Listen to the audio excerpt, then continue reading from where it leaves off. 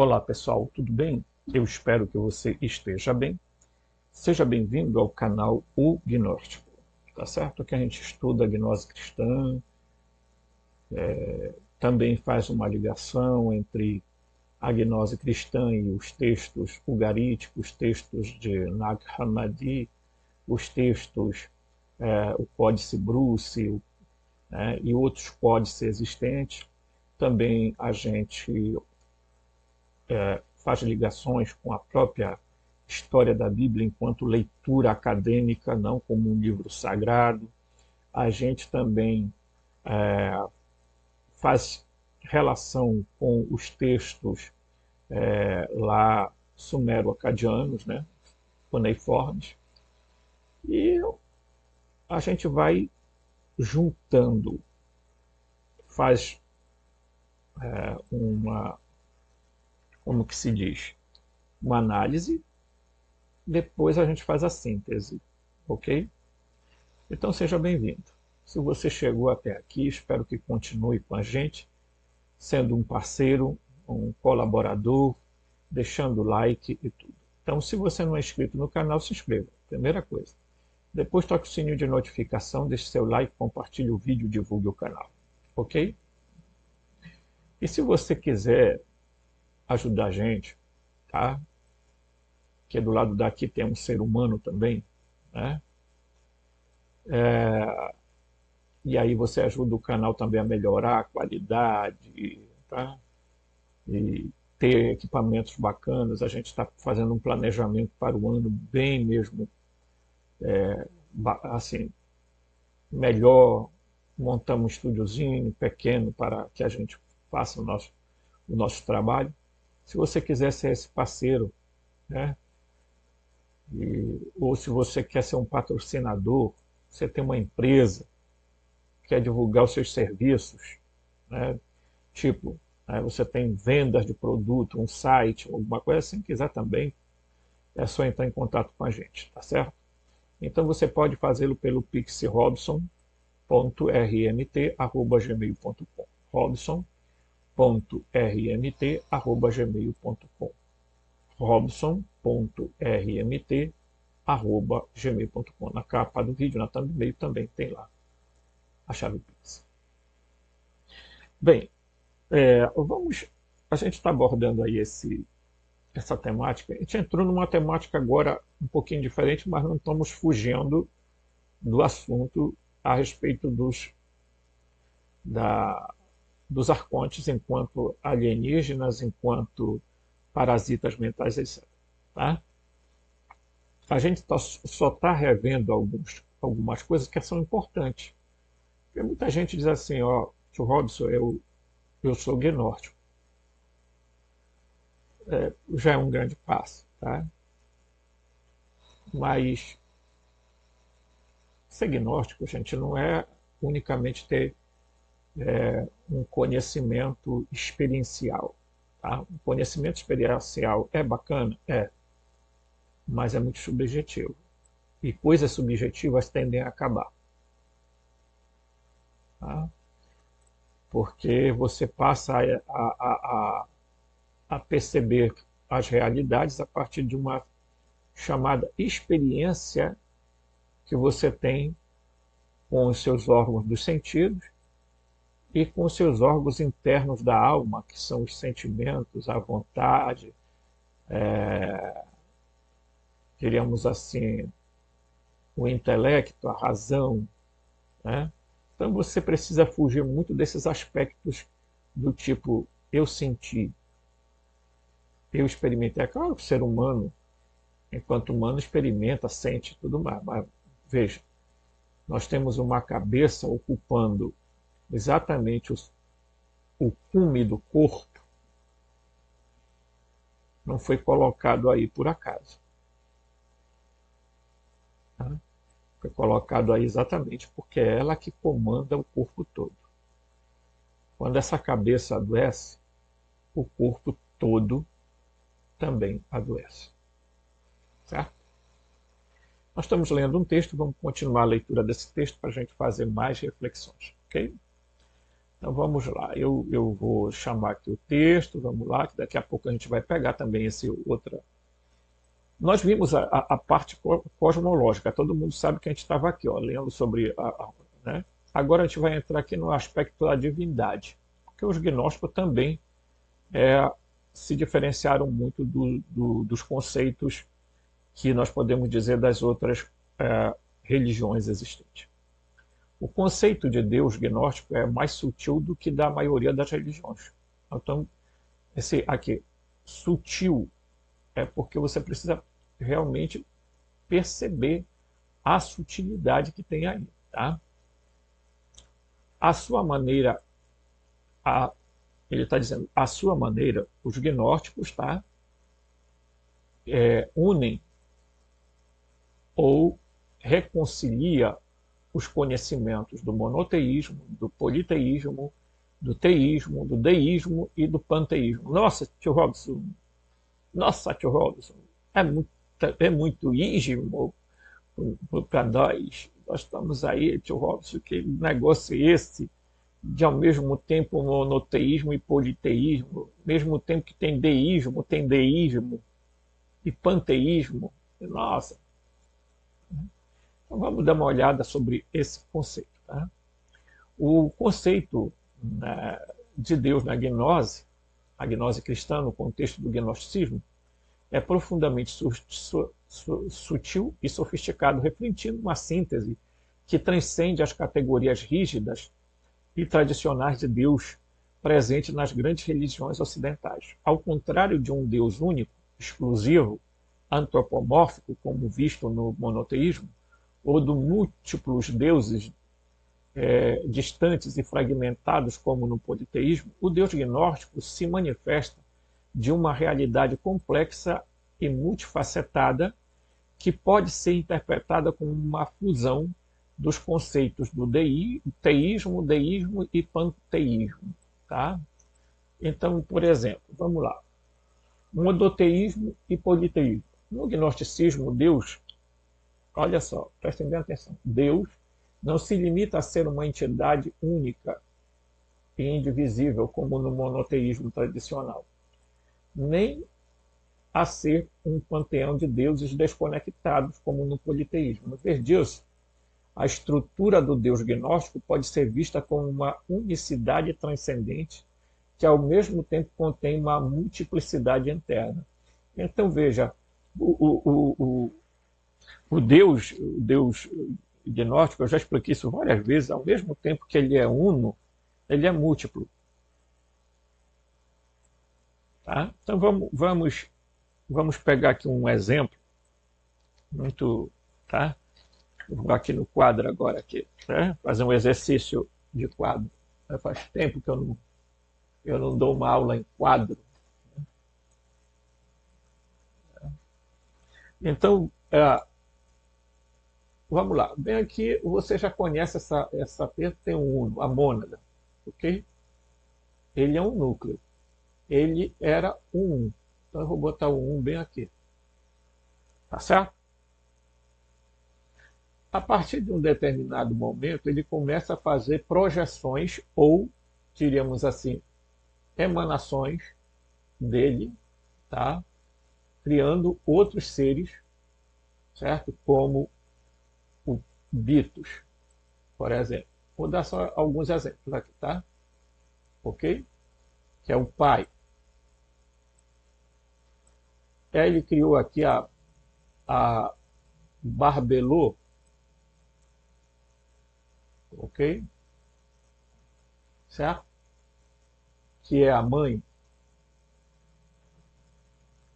Ele cria aqui o autogênio, que é o filho, certo? Então veja, e aí ele vai criando os outros aeões, né? Então tem aeões aqui, aeões, certo? Então, à medida que ele vai, não é fragmentando, tá, gente? Porque é como se o Bitos é o uno, a Barbelô é o uno, o autogênio é o uno, os aeões são uno, tá? E eles formam um conjunto, tá? Que se chama pleroma, ok? Então, o pleroma é, em si, esse aqui é o uno. E esse aqui, tá? O pleroma, é o todo. Então, ele é ao mesmo tempo uno e ao mesmo tempo todo, tá? Esse é o Deus dos gnósticos, certo? Porque ele se manifesta em múltiplos aeões que ocupam, e essa família toda forma o pleroma. E o pleroma é um lugar, uma densidade, uma frequência que é ao mesmo tempo divino, certo? A gente só vai ter uma coisa meio parecida a isso no livro de Urântia, em que o Pai Universal, o Filho Eterno e o Espírito Infinito habitam um lugar chamado Paraíso, a Ilha do Paraíso. E essa Ilha do Paraíso, meus amigos, é também divina. É também como se fosse um Deus. Tá? Se você olhar o livro de Urântia, você percebe que o livro de Urântia, como os gnósticos, eles tinham uma compreensão de que Deus ia se fragmentando ao longo do tempo. Não vou aprofundar isso agora, porque o livro de Urântia é um pouco mais complexo que até os gnósticos, tá? Muito complexo. Tem pessoas que têm dificuldades enormes em estudar aquele livro, porque ele aborda a coisa vindo lá sabe, do núcleo do eu sou. Então o eu sou se projeta e forma o Pai Universal, que também forma o Filho Eterno e o Espírito Infinito, tá? Mas quando surgem esses três, surgem também outros três, tá? Esses outros três são, diríamos assim, manifestações, né? São são seres que, diríamos assim, surgem a partir do momento que os três surgem. Tá? Então, eu acho muito interessante, nesse aspecto, o livro de Urântia tem uma semelhança muito grande com o livro dos gnósticos, né? A gnose cristã. Muito parecido. Né? Tanto é que eles vão falar da tríade, ou depois eles vão falar que vai existir a tríade, e vai existir a terceira tríade, que vai ser a tríade das tríades. Tá? Então, tem toda uma cosmologia. Assim, pessoal, eu não digo que o livro de Urântia é um livro 100% verdade, isso seria absurdo. Né? Mas, se isso foi produzido por um ser humano, esse ser humano devia ter uma mente muito incrível, porque o texto é meio complexo, viu? E um cara fazer isso de maneira sozinho, ou mesmo que fosse em grupo, seria uma coisa muito pesada de se fazer, dado os nomes, os conteúdos que ele vai abordando lá. Tá? Muito bem. Vamos aqui, vamos voltar para o texto, tá ok? Muito bem. Aqui, ó. É, então, o monoteísmo é o conceito de Deus que começa com a ideia de uma divindade suprema, frequentemente referida como Deus absoluto, né? No livro de Urântia, gente, é exatamente isso aqui que cria logo um impacto na pessoa, porque quando surgem o Pai, o Filho e o Espírito, aí surge o absoluto universal, o absoluto inqualificável, tá? E o outro absoluto, não sei se é absoluto da deidade, uma coisa assim. Porque surgem três absolutos. Quer dizer, já tenho três ali, umas três aqui. Tá? E daí vai se perpetuando, tá? De maneira tal que esse Deus vai se multifacetando, mas ao mesmo tempo ele é o único. Tá? Então, é como uma. Talvez a explicação mais lógica seria uma célula que vai se dividindo, tá? De modo que as outras células serão células, mas elas vão ter dentro delas a parte da primeira célula. Ok? Então, portanto, mesmo divididas, elas são uma única célula. Tá?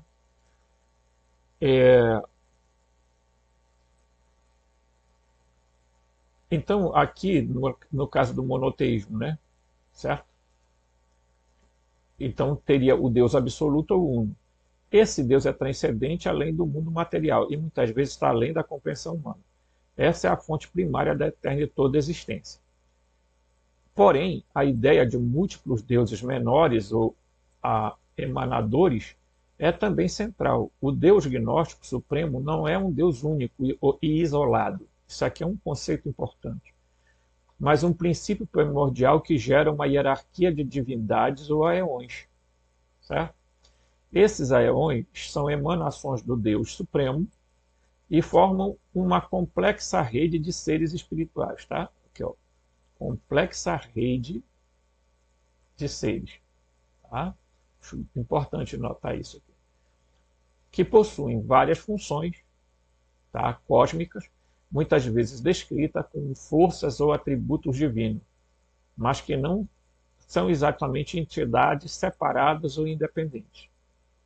A criação do mundo material é o resultado de um processo de queda em que os aeons não conseguem mais manter sua ligação com a pureza do Uno. Então foi o que aconteceu com a Sofia. Tá? Então, mesmo se você existiu no gnosticismo uma ideia, é um conceito meio que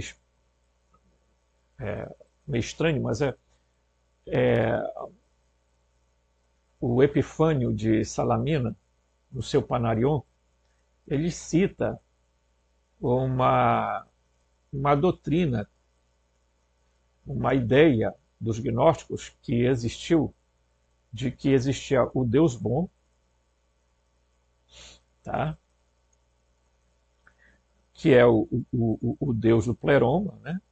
O Deus criador, que em tese seria a Sofia, e o Deus mau, que seria o Demiurgo. Essa ideia, também combatida pelos ortodoxos da época, né, não concebeu uma ideia de que houvessem três deuses. Mas você pode perguntar, mas quem criou a matéria não foi o Yaldabaoth? Não, ele não cria nada. Ele é um ser mimético, ele imita, né? Porque, na verdade, quem gera o princípio da matéria é a Sofia. Tá? Certo? Nós vamos ver isso lá na frente, em outros vídeos, né? E aí, meus amigos, é evidente, está claro e evidente para nós, que ela é o princípio inicial. Tá? Então, portanto, ele pegou o que já existia e modelou o que ele queria. Então ele fez um mundo mimético, uma realidade mimética, um sistema solar mimético, tentando imitar aquilo que supostamente existia no pleroma. Então nós somos uma imitação. Lembram do vídeo anterior? Tá? Nós somos uma imitação muito rala daquele mundo chamado pleroma. Não é à toa, e agora preste atenção aqui nos olhos do tio Walter, não é à toa que Jesus irá dizer naquele texto de João muito, muito falado, mas muita gente não... Quando você pega a gnose e interpreta os textos à luz da gnose, você vai entender o sentido. Então Jesus disse assim: Pai, que todos sejam um, assim como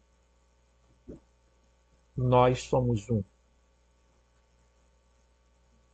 Então, primeiro, Jesus não estava dizendo que ele era o Bitos. Quando ele disse o Pai somos um, ele não está dizendo que ele é o Pai encarnado. Não. Ele está dizendo simplesmente que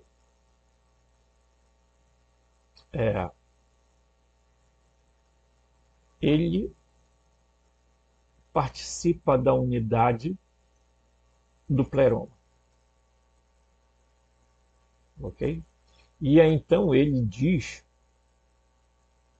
que as pessoas só poderão refletir o pleroma à medida que elas também se tornem um. Pai, que todos sejam um. Né? Essa unidade nada tem a ver com igreja, pessoal. Isso tem a ver com a unidade quando as centelhas divinas se pareiam. Estou usando um termo bem moderno, parear. Né? Então, quando a gente se pareia, quando as centelhas se encontram e formam uma unidade, o que é que Jesus quer? Que os que seguem, tá, possam segui-lo de forma que sejam uma unidade. Uma unidade transcendente, não é uma unidade física. Né?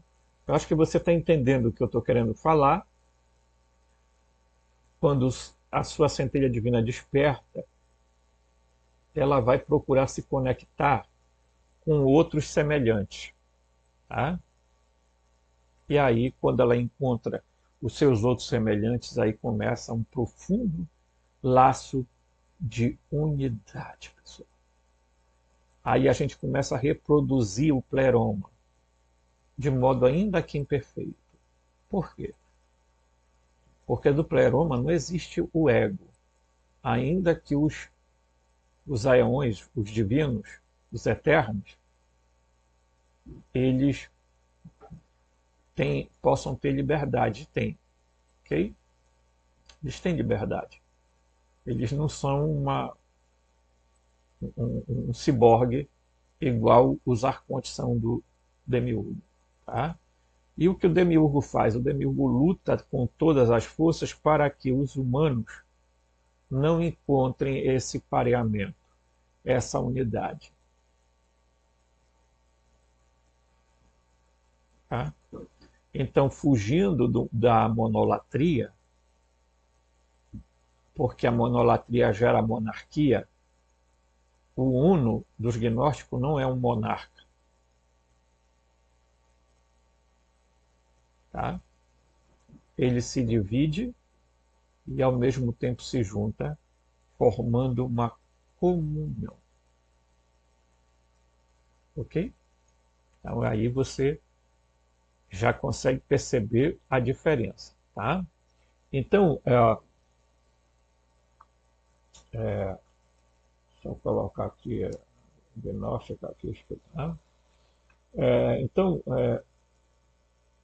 você viu que a pureza do uno, né? Então agora nós vamos olhar o teísmo, o deísmo e o panteísmo. Veja, a reconciliação do teísmo, deísmo e panteísmo no conceito gnóstico de Deus reflete a flexibilidade e a profundidade da visão gnóstica sobre o divino e o cosmos. Tá? O Deus Supremo no teísmo, isso aqui, ó, o Deus Supremo gnóstico é visto como pessoal, em certo sentido, sendo a origem e o criador do universo. No entanto, não é o criador do universo, tá? Ele é o criador do pleroma. Tá? O pleroma existe em função, tá, desse aspecto aqui. Não é o universo. Nosso universo, ele é a criação do demiurgo. Ponto. Tá? No entanto, o relacionamento entre esse Deus e o mundo material é mais distante do que as religiões tradicionais, como o cristianismo tenta abordar. O Deus gnóstico, por ser transcendente e não diretamente envolvido nas questões mundanas, manifesta sua presença no mundo por meio das emanações divinas, que são os aeons, que representam diferentes aspectos da sua natureza. Tá? Então, já aqui, você percebe o seguinte. Tá? Por que o uno não se relaciona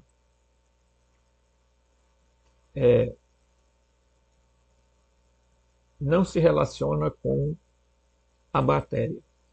Porque como ele vive num universo, o pleroma é um universo da antimatéria,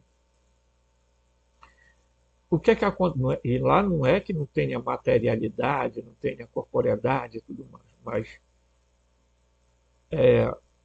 diríamos assim, uma densidade, vibração e frequência diferente, e antimatéria quer dizer que lá tem um sentido oposto ao nosso.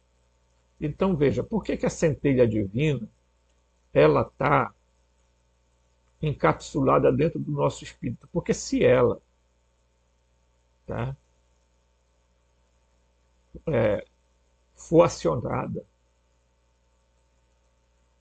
em uma proporção muito grande, tipo assim, ela faz um fusionamento. O que é esse fusionamento? Ela faz você simplesmente, ela consome a matéria, ela destrói a matéria. Você entende isso quando você entende a ressurreição de Jesus. Tá? Porque a matéria foi consumida pela antimatéria.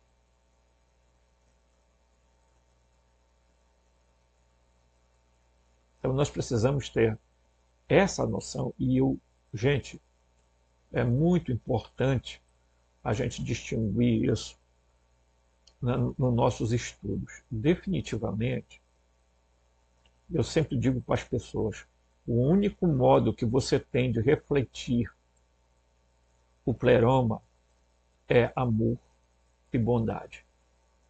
Se não tem amor e bondade em você, então, me desculpe, vai ter a maldade. Tá? E os arcontes são exatamente seres que estão, diremos assim, em lugares onde existe muita escuridão, muita água parada, tá? O odor é horrível, muita carniça. Então, você imagina por que eles se aproximam de tantas pessoas que falam muitas coisas, mas não conseguem amar.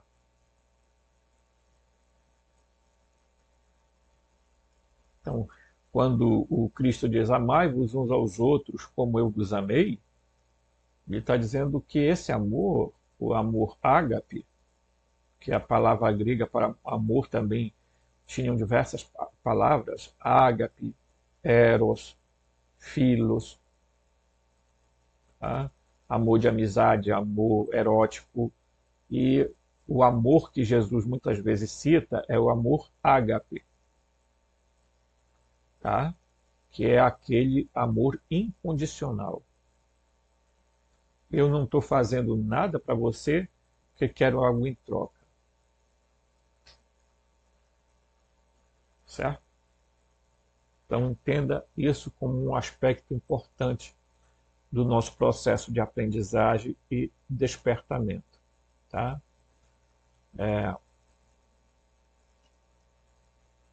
Deixa eu corrigir aqui o demiurgo, que isso aqui é o demiurgo. Né? Então a gente viu aqui esse aspecto do teísmo. Né? O deísmo, semelhante ao deísmo, tá? O Deus gnóstico é um Deus que criou o universo, não criou, tá, gente? Eu volto a dizer, isso aqui não é o que os gnósticos falam. Ele não tem ligação com o nosso universo material. Isso tem que ficar claro também nos nossos estudos. Tá? Mas depois se retirou ou não exerce controle direto, não, ele não fez nada disso. Portanto, se ele não criou, ele não pode se retirar daquilo que ele não criou. Tá? Para os gnósticos, o universo material é frequentemente visto como um erro ou uma queda do divino. E o Criador Supremo não se ocupa diretamente com as criaturas do mundo físico, muitas vezes representada como o demiurgo. Tá? Não é representado aqui. O demiurgo é um outro ser completamente diferente. Uma figura responsável por criar e governar o mundo inferior, mas que não é necessariamente um ser maligno. Não, ele é mau. Veja como é que é importante a gente frisar as coisas.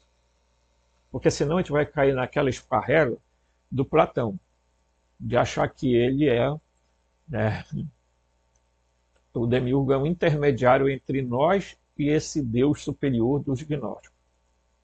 Você sabe que o grande geômetra, o Gadu, é exatamente o demiurgo de Platão. Ninguém se iluda com a ideia de que o pessoal são gnósticos da nossa. Não, por favor. Tá? Então, esse criador inferior pode ser comparado ao demiurgo da filosofia platônica. Pode, mas em certo sentido. Tá? Por quê? Porque Platão vai dizer que ele não. Valentim, por exemplo, disse que ele era ignorante, mas a maioria dos gnósticos dizia que era mau. Bem, basta você pegar a Bíblia. Se você espremer as páginas do Antigo Testamento, vai sair muito sangue. Tá? Porque ele era mau realmente. Tá? Não tinha esse negócio mudou aqui a imagem, mas não se incomode, a gente vai já voltar ao normal. Né? Aí, opa, vamos lá. Né? Então, aí vem o panteísmo. Por fim, o conceito de panteísmo, tá? Encontra expressão nas várias emanações de Deus e na ideia de que tudo no universo possui uma conexão com o divino. Tá? No panteísmo gnóstico, Deus não é apenas uma entidade separada, mas se espalha ou se reflete em todas as coisas, incluindo a alma humana, não é a alma. Tá? Eu não gosto desse termo porque isso leva a um outro conceito. Tá? Mas o espírito, certo? Humano. Okay? Vou corrigir também aqui. Tá? Incluindo o espírito humano. Embora o Deus Supremo esteja além do mundo material, a presença divina é atribuída a toda a criação e a ascensão espiritual implica no reconhecimento da natureza divina de todas as coisas. Bem, mas aí há um perigo. Qual é o perigo, tio Robson? É exatamente essa compreensão de que você, olhando para o mundo material, você ver refletido a imagem do Deus gnóstico. Não é verdade. Tá? Não é verdade. Certo? E aí eu vou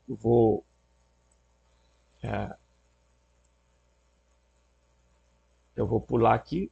Vamos aqui. Tá? Ok? Aí após esse quadrinho aqui, começa aqui. Ó, tá? Vou passar para cá. Na visão gnóstica, há um Deus verdadeiro, supremo e transcendente que está além de todos os universos criados e que nunca criou nada. Está aqui, ó. Então, essa é a. Tá? Nunca criou nada. Certo? Portanto, criar é diferente de emanar. Esses conceitos são completamente diferentes. Certo? No sentido em que a palavra criar é normalmente entendida. Embora esse Deus verdadeiro não tenha moldado ou criado nada, ele, e aí ele coloca aqui o escritor entre aspas, ou entre parênteses, ou isso, né, emanou e trouxe de dentro de si mesmo a substância de tudo que há em todos os mundos, visíveis e invisíveis. Em certo sentido, seriam as realidades visíveis e invisíveis. Essa questão da invisibilidade é só questões dos nossos sentidos. Tá? Então, é uma questão de densidade, frequência e vibração, só isso. Ok? Certo? Ele emanou e trouxe de dentro de si mesmo a substância. Tá? Em certo sentido, pode ser verdade dizer que Deus, que tudo é Deus, pois tudo consiste na substância de Deus. Isso é uma ideia, né, panteísta. Tá? Da mesma forma, também deve ser reconhecido que muitas porções da essência divina original foram projetadas tão longe da sua fonte que passaram por mudanças prejudiciais no processo. Tá? Adorar o cosmos, a natureza ou criaturas corporificadas é, portanto, o equivalente a adorar porções alienadas e corruptas da essência divina emanada. Então está aqui. Ó. Tá? Adorar. Certo? Olha só. Se você não entender isso, você não entende mais nada. Tá? Adorar o cosmos, ou a natureza, ou as criaturas corporificadas é, portanto, o equivalente a adorar porções alienadas e corruptas da essência divina emanada. Tá? O mito gnóstico básico, certo?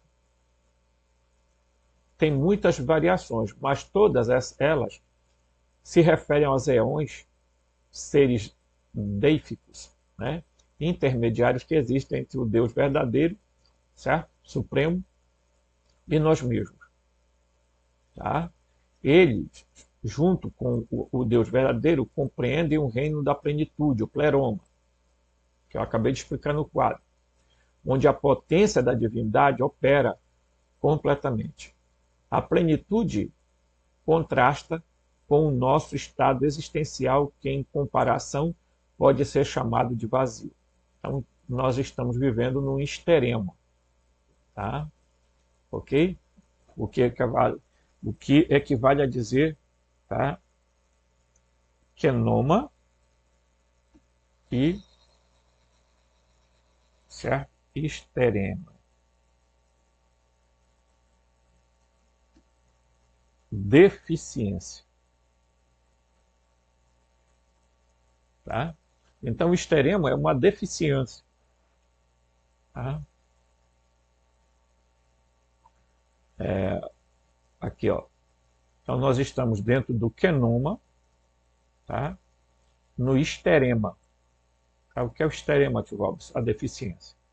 Se o pleroma é a suficiência, o extrema é a deficiência. Ok? Um dos seres, tá? Eu vou aeônico, ok? Vou corrigir aqui. Tá? Vou corrigir aqui essa palavra.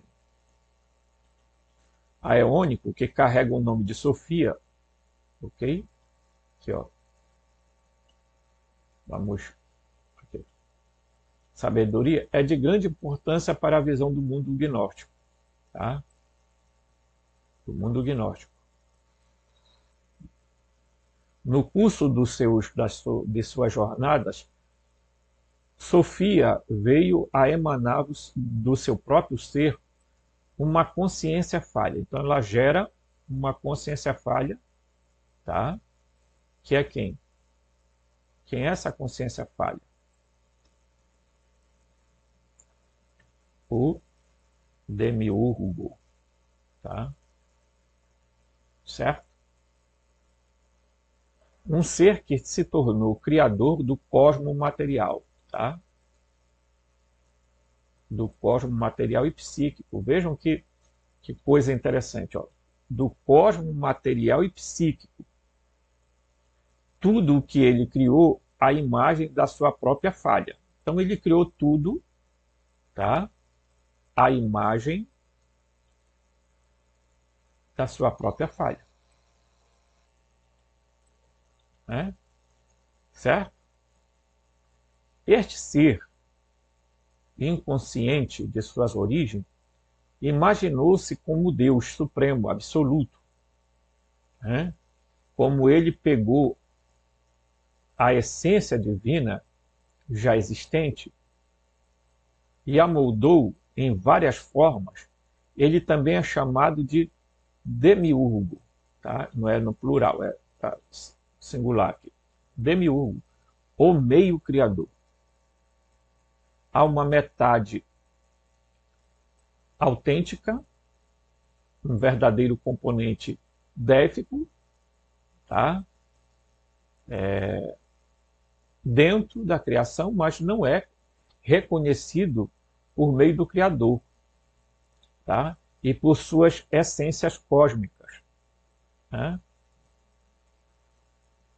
O arcontes ou os arcontes ou os governantes está aqui, ó. Então você observa o seguinte. Vamos lá. Ora, você vai perceber que acontece o seguinte. Esse núcleo aqui mais... Esse núcleo aqui é um núcleo mais interno, né? Desses três aqui, tá? Certo? De maneira que os aeões vão sendo... Tá? E você pode imaginar uma escala, né? Certo? Uma escala. Aí quando chega bem aqui, tem um ser aqui chamado, tá? Sofia. Ok? Então ela está aqui um pouco distante do Uno, né? Do Bitos, do pai.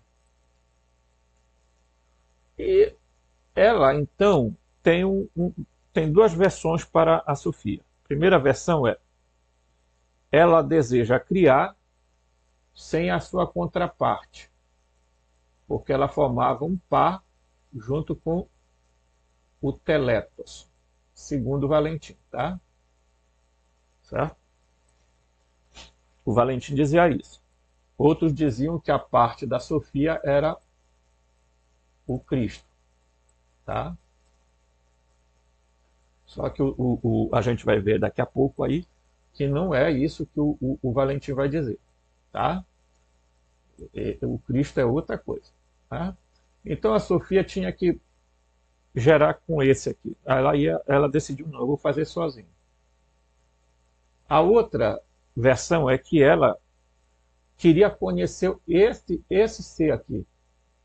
Ela queria conhecer ele. Mas aí para você conhecer ele, você tem que conhecer esse aqui, ou você tem que conhecer esse aqui, ou você tem que conhecer ela aqui. Você está me entendendo? Quando Jesus usou a expressão quem me vê, vê o Pai, ele está dizendo o seguinte, gente, não tem como vocês irem aqui ao centro e contemplar esse ser aqui, que é o Deus é luz, e nele não há trevas. Então você imagina o impacto disso aqui, ok? Né? Então a Sofia disse, eu quero ir lá, quero conhecer ela, ela é uma paixão, né? Que eles vão dar um termo grego para essa. Tá? Então, ela sai daqui. E na hora que ela sai daqui, existe uma região que se chamava Quenoma. Só que, para guardar essa região aqui, preste bem atenção nisso, tá? Eles colocaram um separador, tá?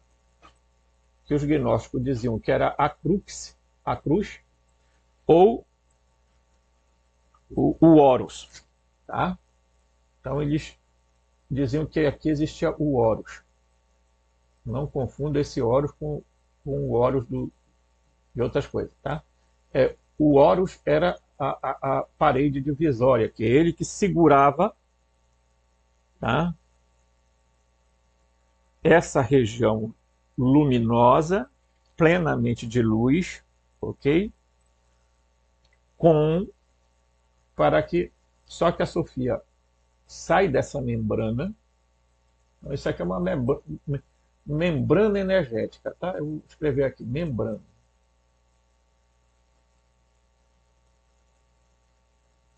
Energética.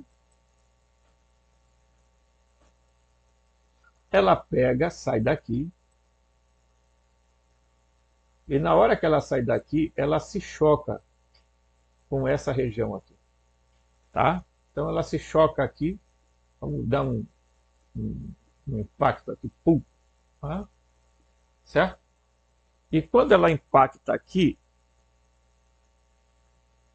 e outros vão dizer que ela desce até as águas primordiais, porque tinha a ideia de que isso aqui era um mar enorme, tá? Certo?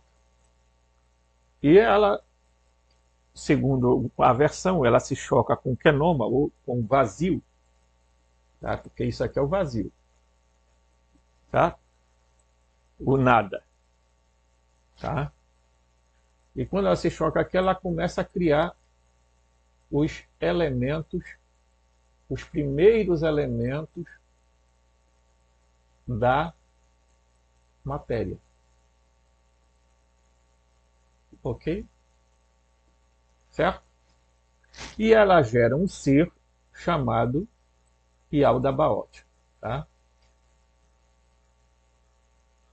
Esse ser Yaldabaoth, que vai ser chamado de Demiurgo, tá?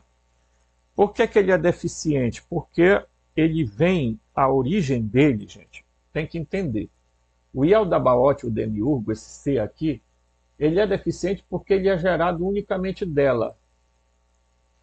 Não tem a outra contraparte. E quando não há outra contraparte, o ser nasce deficiente. Por isso que ele é comparado a um feto. Ou então ele vai ser comparado a uma serpente com cara de leão. Negócio assim assustador. Tá? Então ela escondeu ele a um certo momento, mas depois ela, numa nuvem luminosa, que no Antigo Testamento ele aparece muito, né? Uma nuvem desceu lá no templo, ou a nuvem desceu lá na tenda do encontro, que é aquela tenda que o Moisés queimava incenso lá, e todo mundo hoje sabe que aqueles incensos lá tinha inclusive a cannabis era queimada lá, e todo mundo ficava meio doidão, meio viajando na onda. Aí era quando o Yaldabaoth só descia em nuvem.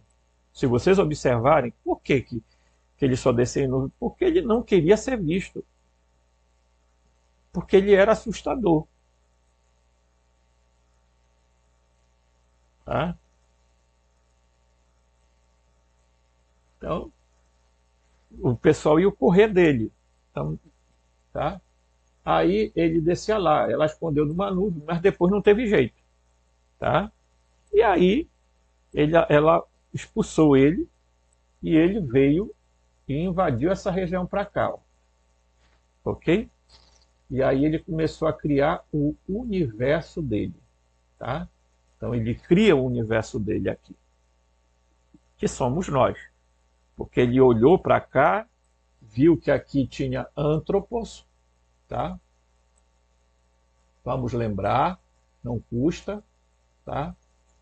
Que o Beatles vai ser chamado de primeiro homem e esse aqui vai ser chamado de segundo homem. Primeiro homem e segundo homem pelos gnósticos. Tá? Mas nós vamos chegar lá. Mas o que eu estou querendo que você entenda é isso aqui. Então, essa realidade aqui surge de um ser deficiente. Vocês queriam que ele criasse uma coisa perfeita se ele era uma consciência imperfeita? Como é que uma pessoa imperfeita vai criar algo perfeito? Fala aí.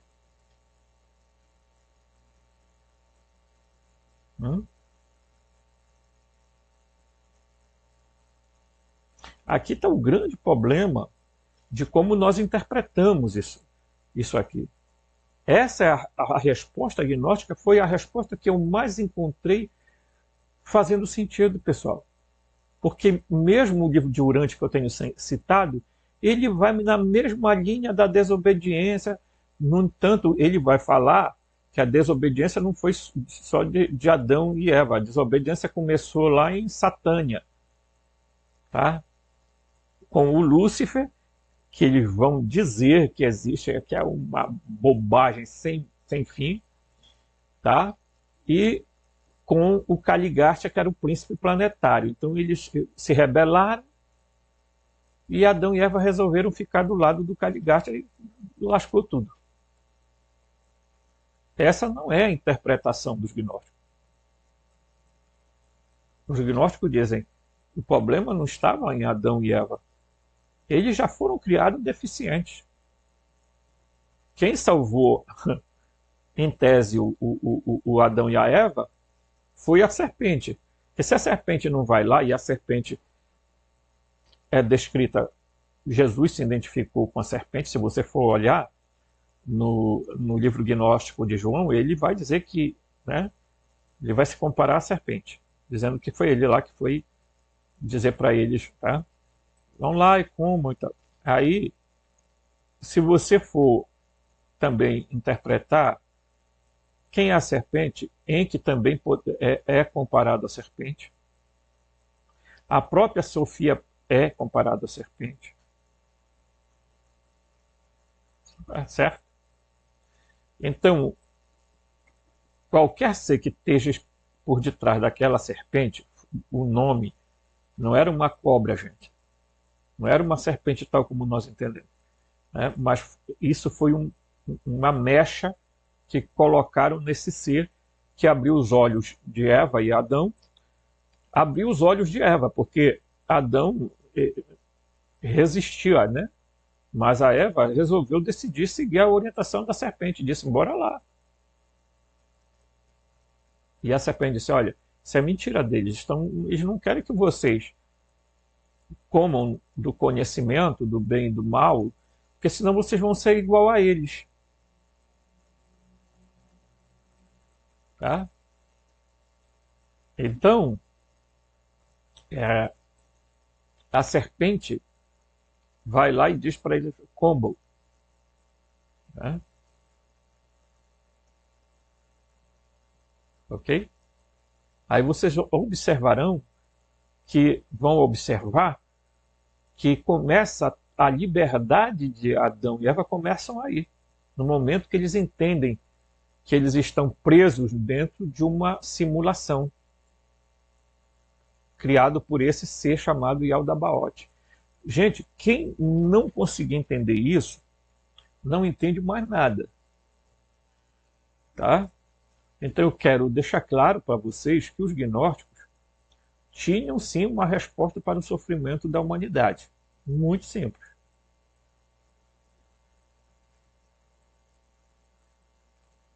Ok?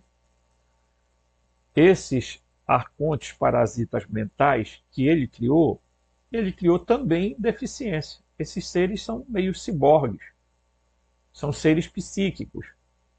Eles não têm centelha divina. Tá? E eles podem variar de forma, de jeito, de aparência, mas eles não são seres, diríamos assim, associáveis. E eles estão aqui nessa realidade, nesse plano, muito antes dos humanos. Tá? Então é importante a gente perceber que nós estamos vivendo num simulador. Tá? E que os gnósticos vão mostrando como a gente desvenda tudo isso e como isso é libertador, pessoal. Tá? Isso é muito libertador.